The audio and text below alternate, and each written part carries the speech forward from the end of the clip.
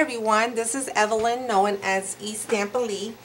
Today I'm going to do a quick demonstrating on how to enhance your pattern paper. It's a quick tip. This is a Stampin' Up! Retirement paper, and I'm going to use this pattern for a die cut that I bought. It's called it's by Sizzix Pro Teacup. So before I have it cut up, I wanna do some stamping on it, because I once, it's not plain, but I just want some more dimension on there. So I'm going to show you a quick tip, so not to be afraid. If you have some pattern paper and you want some more, like more interesting images on it, don't be afraid. Stamp on it. So I'm going to use two colors, and the darker color I'm going to use is Close to Cocoa, and the lightest color is called Crumb Cake. And the stamp set that I'm going to be using is called Greenhouse Garden. I just love this set. So I'm going to use this flower that coordinates with this, it's like a branch inside. So what I'm going to do first is I'm going to stamp the lightest color, which is the Crumb Cake, and I'm going to stamp all around it, just in different places.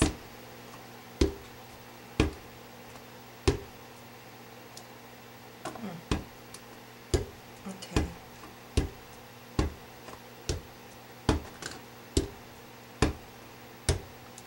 Okay. Now I'm going to take, I should have had used some of this, but it's okay. Then I'm going to take the bigger flower, and I'm just going to stamp with some chocolate. I'm Close to Cocoa, just so it can pop up a little.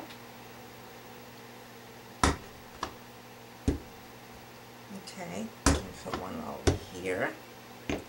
Then I'm going to take this branch, the branch that coordinates with this flower. I'm going to take the Close to Cocoa, and I'm going to overlap it to the image that I stamped with the Crumb Cake. So I'm going as close as possible.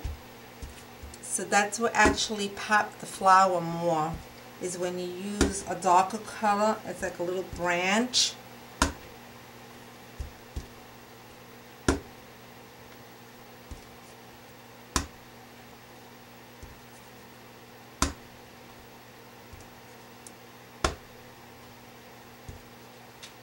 Just going to stamp on each of the color that I have. Now for these here, because I did it as Close to Cocoa, I'm going to take my espresso, which I thought I had it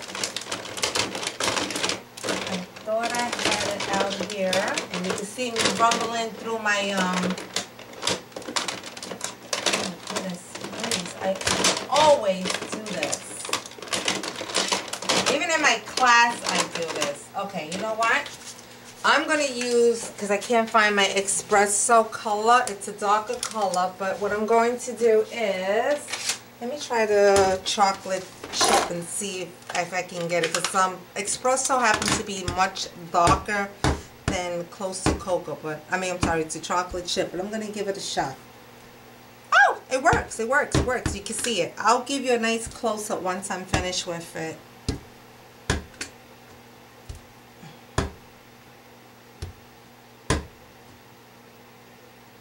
Okay, and I like also to do is I'm going to stamp some more of these little branches.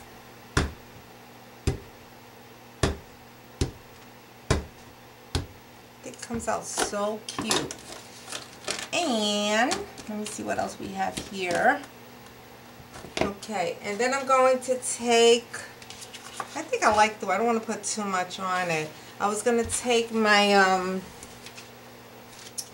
this other stamp set that I have. See, I just thought of it at the last minute, because I love this set. It's a retirement set, and this one is it's called the Itsy Bitsy Background, and I use this a lot. I'll be honest with you, I just love it. So I'm going to take my Crumb Cake, and I'm just going to stamp some on here. It just gives you like it's like specs, so it just gives it a little bit more, you know, live to the page. I just love it. Okay, and that's it. Look how pretty this look. I don't know if you guys could see this, but you know, so I took my pattern paper and I stamped some more images so it can kind of pop up more of the designs. So don't be afraid. If you have some pattern paper and you want, you know, if it's missing something, just go right ahead and use some of your favorite stamps and just stamp it. Don't be afraid to. So just a quick tip, and I'll show you the finished look, because I'm going to take and I'm going to cut this out to the teacup design, and I probably use some pieces to make a card out of it also. So I'll show you that later on. I hope this was helpful. Bye.